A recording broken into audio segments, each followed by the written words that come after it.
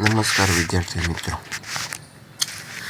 હું ચિંતન બારિયા ઓટોમેટિવ સબ્જેક્ટના ધોરણ 10ના યુનિટ 3 અને તેમાં બી સેશન 2 એન્જિન ઓઇલ બદલવું કઈ રીતે એ અંગેની માહિતી આ સત્રમાં આ વિડીયોમાં આપણે જોઈશું. એ 4 વ્હીલમાં આપણે એન્જિન ઓઇલ કઈ રીતના બદલીશું તેના સ્ટેપ આપણે આ વિડીયોમાં ચેક કરવાના છે. તો ચાલો વિદ્યાર્થી મિત્રો, આજનું આપણું આ એન્જિન ઓઇલ કઈ રીતના બદલવું તેની શરૂઆત કરીશું.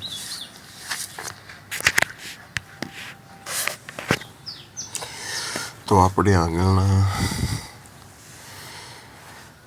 ધોરણોમાં ભણી ગયા અને આકૃતિ દેખાડી દો એક વાત કે એન્જિન ઓઇલનું સૌથી પહેલાં કાર્ય શું છે.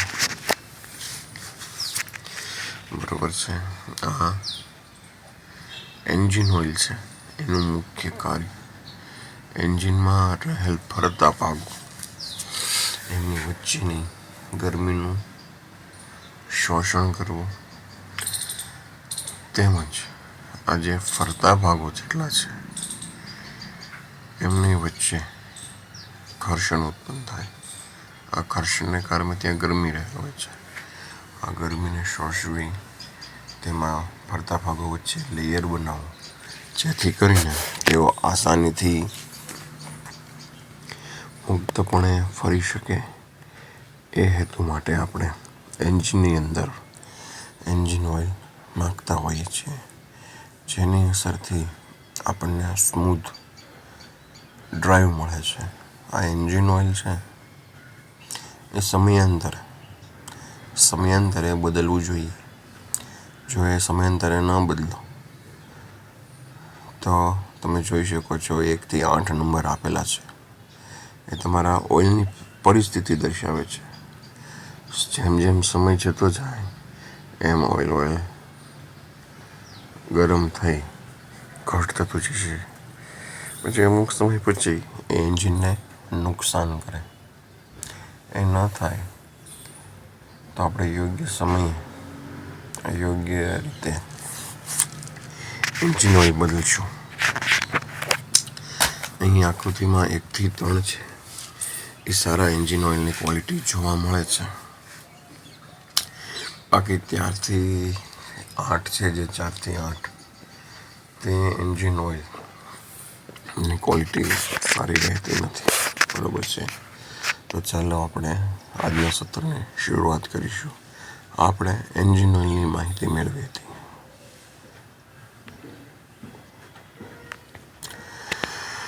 એન્જિન ઓઇલ તમારી જાતે કેવી રીતે બદલવો તે શીખીએ.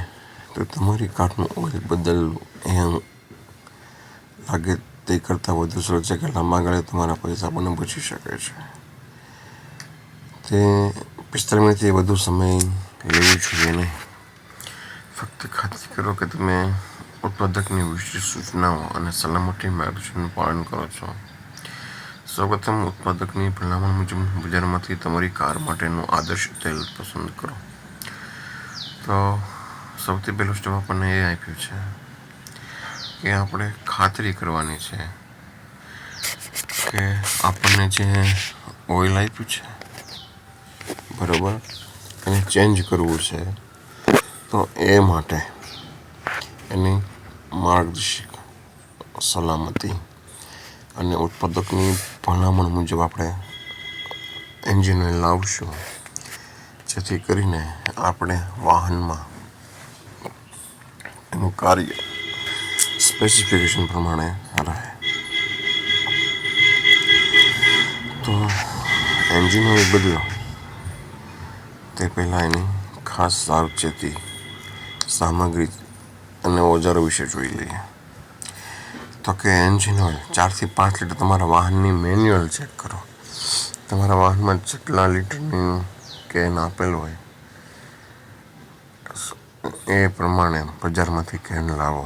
એટલે કે જેટલી સંગ્રહ શક્તિ હોય એ પ્રમાણમાં ઓઇલ લાવવાનું છે. નવી ઓઇલ ગળણી તમારા વાહનમાં મેન્યુઅલ ચેક કરો. સલામત માટેના ચશ્મા અને રબર ગ્લવ્સ પહેરો. પ્લાસ્ટિકનું પાત્ર અને ગરણી, ગાડીનો જેક અને જેકનું stand, drain plug, socket, wrench, કાગળ, ટોલ અને કપડું, ઓઇલ ફિલ્ટર રેક. અલગ અલગ સામગ્રીઓ કીધી છે કે તમારે એન્જિન ઓઇલની કેપેસિટી પ્રમાણે એન્જિન ઓઇલ લાવવાનો છે, એક ફનેલ લાવવાની છે, સેફટી માટે ગોગલ્સ, ગ્લવ્સ, પ્લાસ્ટિકનું પાત્ર રાખવાનું છે, જેક રાખવાનો છે જેથી કરીને તમે ડ્રેઇન પ્લગ સુધી સરળતાથી પહોંચી શકો. ડ્રેઇન પ્લગ, સોકેટ છે, કાગળ છે અને વેસ્ટ ક્લોથ છે અને ઓઇલ ફિલ્ટર રેન્ચ છે. સૌથી પહેલાં શું કરશો?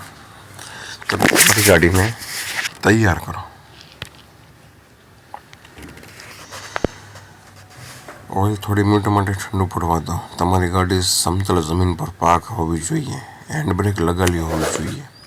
એન્જિન બંધ હોવું જોઈએ. જો તમારી ગાડી નીચેની જગ્યાની જરૂર હોય તો જેક વડે ઊંચી કરો અને ટેકો આપો. જેક સ્ટેન્ડમાં ઉપયોગ કરો.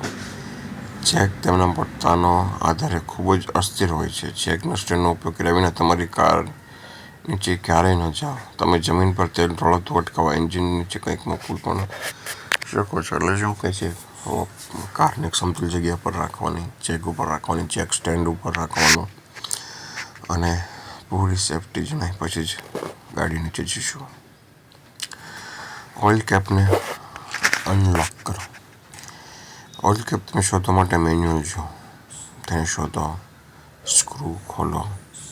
આ ખૂબ જ મહત્વપૂર્ણ છે કારણ કે વેક્યુમના કારણે તમામ તેલ નીકળી શકશે નહીં. ત્યારે શું કરવાનું, આપણે ઓઇલ ઉપરનું સોકેટ ખુલ્લું કરી નાખો એટલે તેમાંથી વેક્યુમ દૂર થાય ને બધું તેલ છે એ એક જગ્યાએ ભેગું થઈ જશે.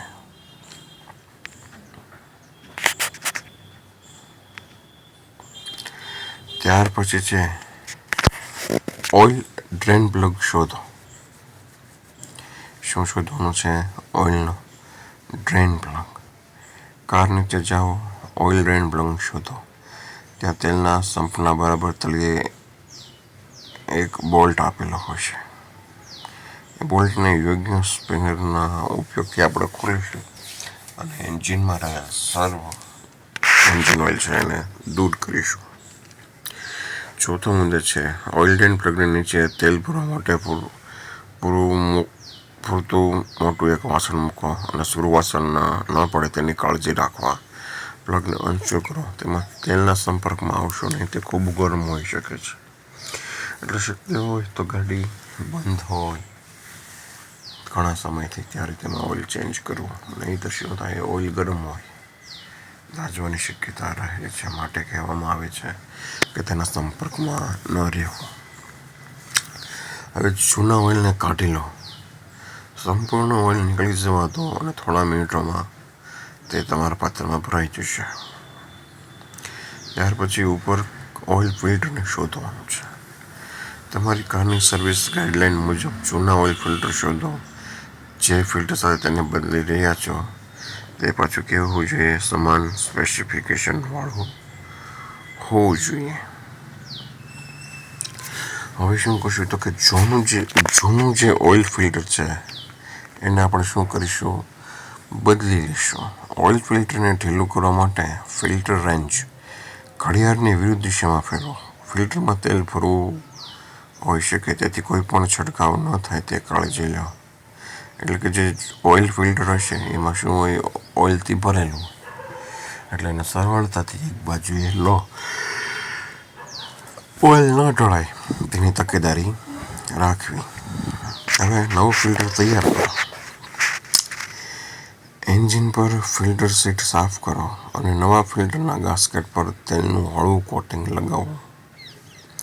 હવે જે નવું ફિલ્ટર આપણે લાવ્યા છીએ સ્પેસિફિકેશન મુજબ એમાં ગાસ્કેટ પર તેલનું હળવું કોટિંગ કરવું જેથી કરીને એ સ્લીપ કે લીપ ન થાય. હવે નવું ફિલ્ટર લગાવો. હાથ દ્વારા નવા ફિલ્ટરનું સ્ક્રૂ કાળજીપૂર્વક લગાવો. ખાતરી કરો કે વધુ પડતું ટાઈટ નથી. ઓઇલ ગન પ્લગમાં ફરીથી સ્ક્રૂ લગાવો અને રેન્ચની મદદથી ટાઈટ કરો. બરાબર, આ રીતના આપણે પ્રોસેસ કરવાની છે. ત્યાર પછીનું છે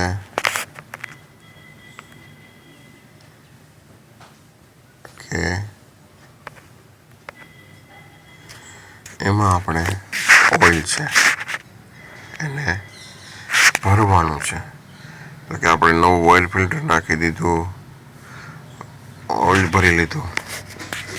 તો હવે આગળ શું કરશું?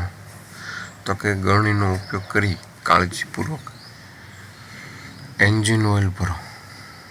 ન ઢોળાય તેનું ધ્યાન રાખો. દર 2 લીટર ભરાય પછી ડિસ્પેચથી ઓઇલનું સ્તર માપવું. જે ડિપસ્ટિક હોય, બરાબર, એ ઓઇલ તપાસ કરવા માટેનું હોય. એમાં એક સ્ટિકમાં આપણને 2 માર્ક આપેલા હોય, જેમાં મેક્સિમમ અને મિનિમમ તેવા 2 અંક ફિટ થયેલા હોય. તેના આધારે આપણે નક્કી કરી શકીએ કે એન્જિનમાં ઓઇલ ઓછું છે કે વધારે.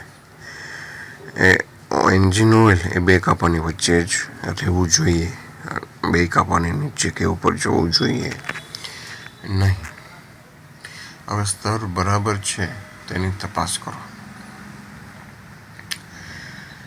હવે જ્યારે ઓઇલ યોગ્ય સ્તરે પહોંચ્યું હોય ત્યારે ઓઇલ કેપ બદલો. દર મિનિટ માટે એન્જિન ચાલુ કરો, પછી ફરીથી બંધ કરો. ફરી એકવાર ડિસ્પ્લેથી ઓઇલનું સ્તર તપાસો. જો સ્તર ઓછું હોય તો વધુ ઓઇલ ઉમેરવું. કારણ કે એન્જિનમાંથી બધું ઓઇલ નીકળી ગયેલું હોય છે. એટલે બધું ઓઇલ અત્યારે માત્ર ખાલી ક્યાં ભેગું થયેલું હોય? સમ્પમાં. તમે 1-2 વખત ક્રેન્કિંગ કરીને વાહન ચાલુ કરી લો એટલે તમને ખ્યાલ હોય કે એન્જિન દરેક જગ્યાએ પહોંચી ગયું છે. ત્યારબાદ તેમાં ઓછું જણાય તો ફરીથી તેમાં એન્જિન ઓઇલ ઉમેરો. ત્યાર પછી સાફ કરવાનું કહે છે. તમારા એન્જિન પરના બધા ઢોળેલું બધું ઓઇલ સાફ કરો. ડ્રેઇનમાંથી કોઈ પણ લીકેજ નથી તે તપાસો. હવે નીચે તમારે વાળીને જોઈ લેવું કે ડ્રેઇન પ્લગ છે ત્યાંથી ઓઇલ પડતું હોવું જોઈએ નહીં. જો પડતું હોય તો તેને યોગ્ય રીતે નિરીક્ષણ કરી તેને દૂર કરવું.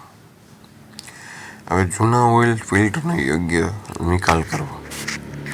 તો કે વપરાયેલ તેલ ખૂબ જ ઝેરી હોય છે અને ઘરેલું કચરા સાથે ક્યારેય નિકાલ ન કરવો જોઈએ નહીં. સીવેજની ટ્યુબમાં વપરાયેલ ઓઇલનું રેડવું ગેરકાયદેસર છે. વપરાયેલ ઓઇલ સીલબંધ વાસણમાં નાખો અને લેબલ એટલે કે ચિઠ્ઠી લખો. પછી તેના auto repair centre, service station અથવા રિસાયકલિંગ સેન્ટર પર લઈ જાઓ. મોટાભાગના સ્થળો પર વપરાયેલ ઓઇલ મફતમાં સ્વીકારવામાં આવશે. બરાબર, એટલે અહીં શું કહે છે કે આપણે જે વપરાયેલું ઓઇલ છે એનો ઘરેલું નિકાલ ન કરવો જોઈએ.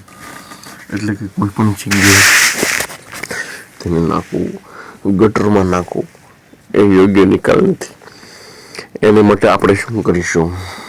તો કે નજીકના સર્વિસ સ્ટેશને જશું, રિસાયકલિંગ સેન્ટરે જઈશું. ત્યાં નિઃશુલ્ક એટલે કે કોઈ પણ પૈસા આપ્યા વગર એ સ્વીકારવામાં આવે છે, જેથી કરી તેનો રિસાયકલ કરીને ઉપયોગ કરી શકીએ છીએ. તો આપણે આ સત્રમાં એન્જિન ઓઇલ છે તે કઈ રીતે બદલવું, બરાબર, કઈ સાવચેતી રાખવી, તેના સ્ટેપ ક્યાં છે એ અંગે આપણે અહીં ચર્ચા કરી. એન્જિન ઓઇલ તમને ગુણવત્તા માટે મેં આગળ આકૃતિ દેખાડી. તેમાં અલગ અલગ એન્જિન ઓઇલ એ રીતના ઉપયોગ પ્રમાણે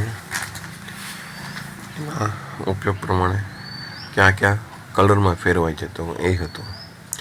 તો જે શરૂઆતના હું તમને વસ્તુ આપી હતી એ યોગ્ય એન્જિન ઓઇલની ગુણવત્તા છે, બાકીમાં નથી. તો આજના સત્રમાં આપણે અહીં સુધી જ આ ઓઇલ ફિલ્ટરનો અભ્યાસ કર્યો. આગલા સત્રમાં ફરીથી મળીશું વિદ્યાર્થી મિત્રો. ત્યાં સુધી નમસ્કાર.